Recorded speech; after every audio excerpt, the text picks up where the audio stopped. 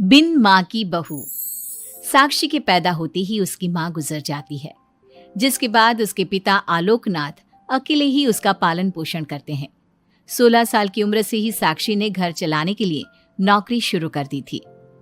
बेटी से बढ़कर एक बेटे की तरह वो अपने पिता को कंधे से कंधा मिलाकर काम में हाथ बटाती रहती है। साक्षी, मेरे होते हुए तुझे नौकरी करने की कोई जरूरत नहीं है। तेरे हर शौक पूरे करने के लिए मैं अभी जिंदा हूँ। और आपकी शौक का क्या पापा? आपके भी तो कुछ शौक होंगे ना, मुझे वही सब पूरे करने हैं। मेरे शौक का क्या बेटा, मैं तो बूढ़ा हो चुका हूँ। मेरे शौक तो तेरी माँ के साथ ही कब के मर चुके हैं। अब तो सिर्फ एक ही सपना है मेरा कि जल्दी से किसी अच्छे लड़के को देखकर तेरी शादी करा दूं। क्या पापा, आपकी हर बात मेरी शादी पर आकर ही क्यों अटक जाती है? अगर मैं चली गई तो आपका ख्याल कौन रखेगा? इसलिए मैं आपको छोड़कर कहीं नहीं जाऊंगी। अरे बेटा, एक ना एक दिन हर लड़के को जाना ही पड़ता है। तुझे भी जाना तो होगा ही।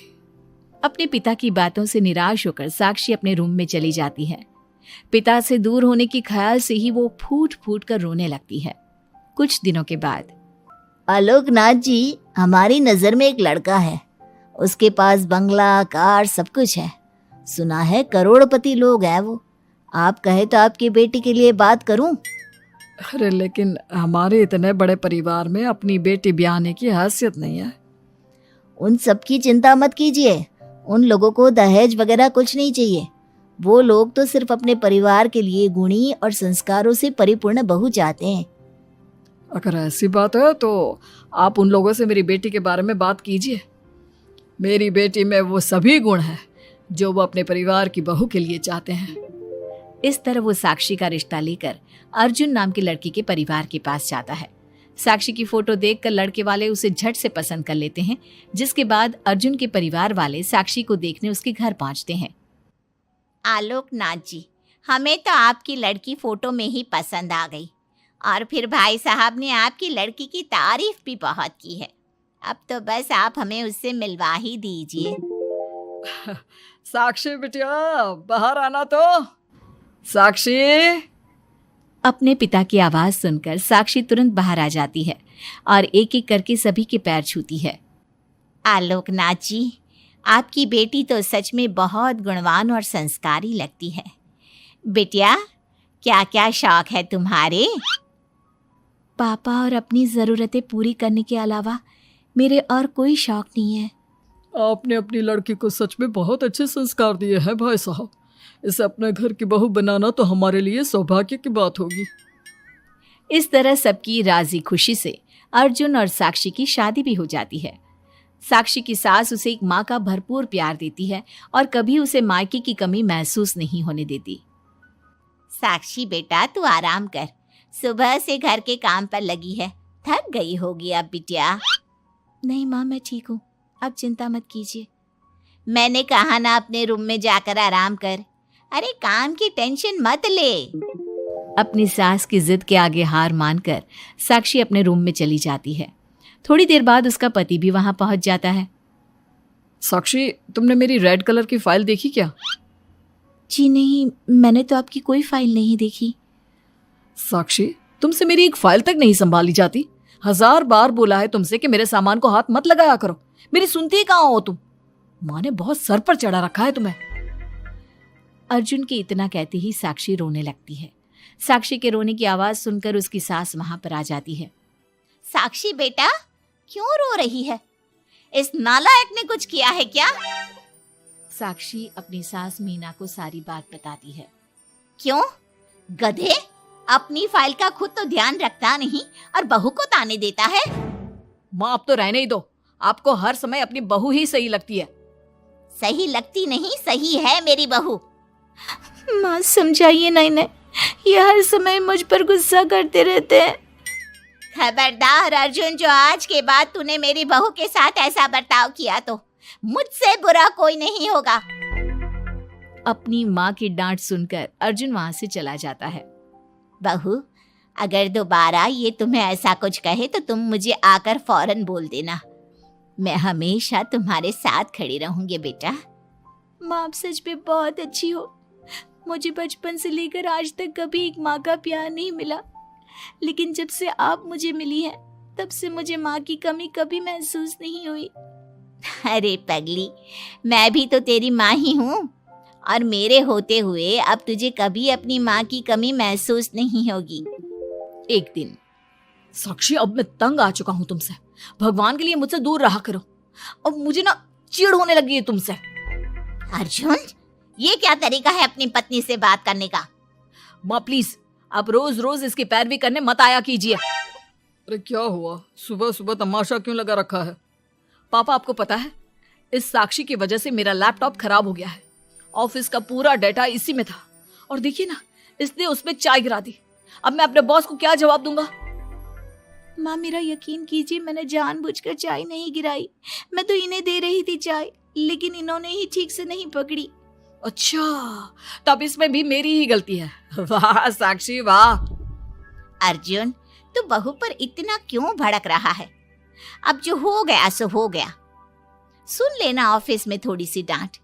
अब अपनी बीवी के लिए इतना तो कर ही सकता है ना तू। मैं आपके लिए दूसरा लैपटॉप ले आऊंगी, आप परेशान मत होइए। कोई जरूरत नहीं है उसकी, मैं खुद ले लूंगा। मेहरबानी करके अब मेरे सामान से दूर रहना। इतना कहकर अर्जुन वहां से चला जाता है, जिसके बाद साक्षी फूट फूट कर रोने लगती है। चुप हो जा बेटा, उसकी बातों का बुरा मत माना कर। अरे वो तो पागल है। मीना के इतना कहते ही साक्षी उसे कसकर गले लगा लेती है।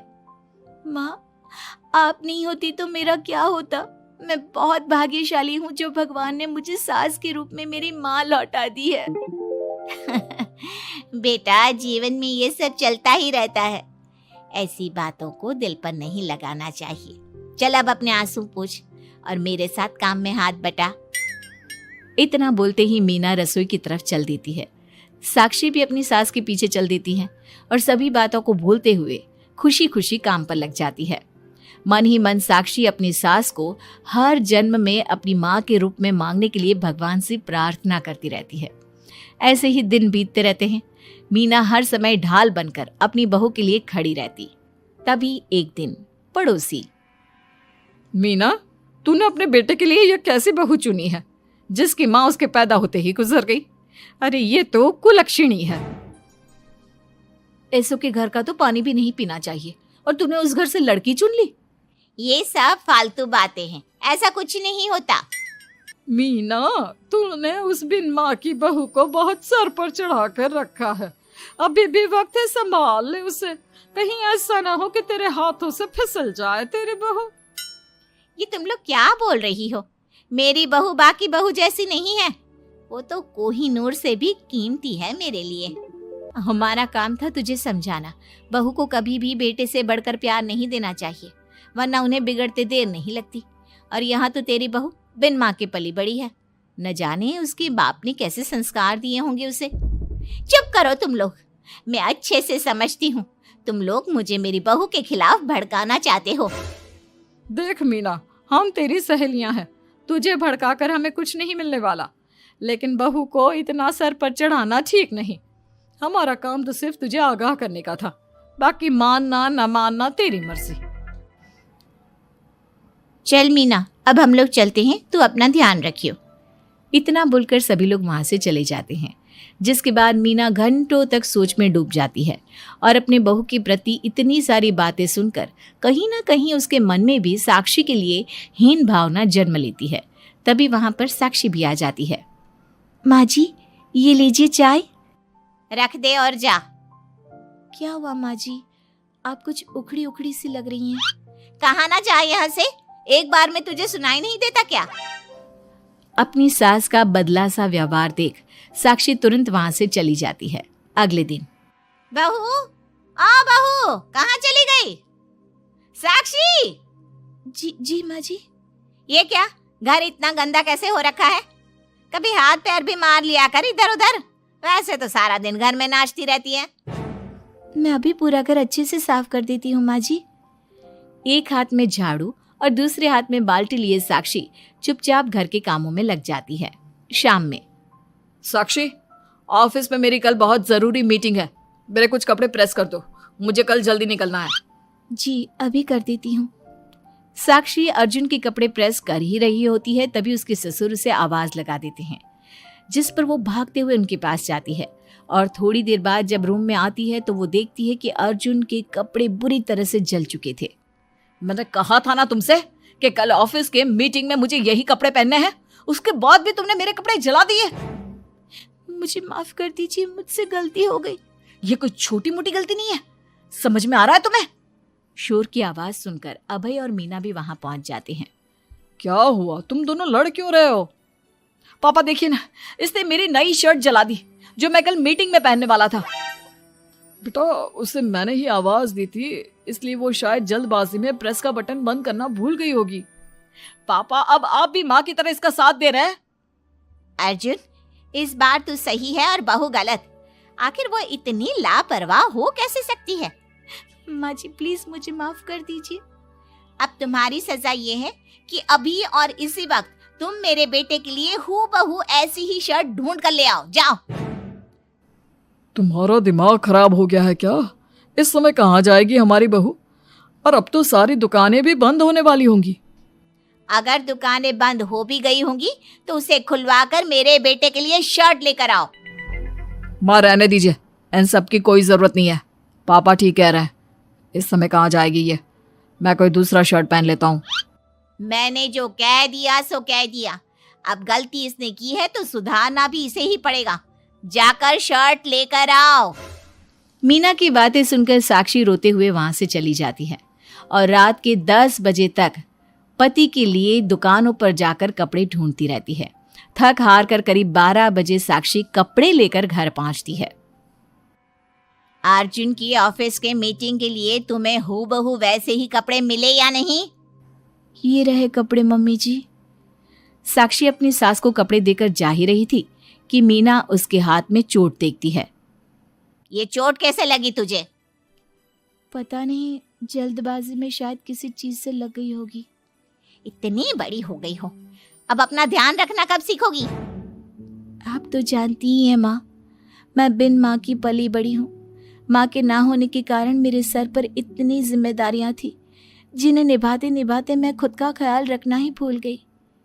लेकिन आप जानती हैं माँ, मुझे अब भगवान से कोई गिले शिकवे नहीं है, क्योंकि भले ही उन्होंने मुझसे एक माँ छीनी है, लेकिन उन्होंने आपको मुझे दिया है और अब आप ही मेरी माँ हैं। इतना कहकर साक्षी माँ से चली जाती है। साक्षी की बातों को सुनकर मीना को भी अपने कहे और अपनी गलतियों पर पछतावा होने लगता है, इसलिए वो बिना खाए पिए ही सो जाती है। अगले दिन, माँ जी कल का सारा खाना तो ऐसे ही पड़ा है, आपने अच्छे से खाना नहीं खाया था क्या? मुझे भूख नहीं थी कल। साक्षी अपनी सास के दर्द को समझ जाती है और उसका हाथ पकड़ते हुए कहती है, चलिए माँ जी, मैंने आपके लिए आपकी फेवरेट छोले भटूरे बनाए हैं। आपने कल रात से कुछ नहीं खाया था ना, इसलिए सुबह उठते ही मैंने पहले आपके लिए खाना बनाया है। खाना तो तूने भी नहीं खाया होगा ना, चल जाकर पहले तू खा ले। माँ जी क्या हम साथ बैठकर खाना नहीं खा सकते प्लीज? बहुत दिन हो गए हैं। साक्षी के इस तरह बोलने से मीना का दिल पिघल जाता है और वो मान जाती है। साक्षी मीना के लिए खाना लगाती है, जिसका पहला निवाला मीना अपनी बहू को खिलाती है। मुझे माफ कर दे बेटा, मैं जानती हूँ पिछले कुछ दिनों से मैंने तुझे बहुत चोट पहुँचाई है, हो सके तो मुझे माफ कर देना। नहीं नहीं माँ जी, आपका पूरा हक है मुझे डांटने का। मुझे आपकी किसी भी बात का कभी बुरा नहीं लगा। अपनी सहेलियों की बातों में आकर मैंने अपने दिल में तेरे लिए नफरत पाल ली थी, लेकिन कल जब तुझे रोते बिलखते देखा तो मेरी ममता फिर से लौट आई। मुझे माफ कर दे बेटा, मैं एक अच्छी सास नहीं बन सकी। किसने कहा आपसे कि आप अच्छी सास नहीं हैं?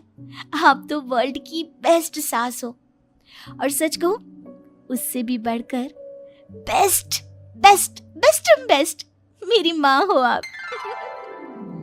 इतना कहकर साक्षी अपनी सास को गले लगा लेती है और उसके बाद दोनों पहले की ही तरह हंसी खुशी साथ रहने लगते हैं।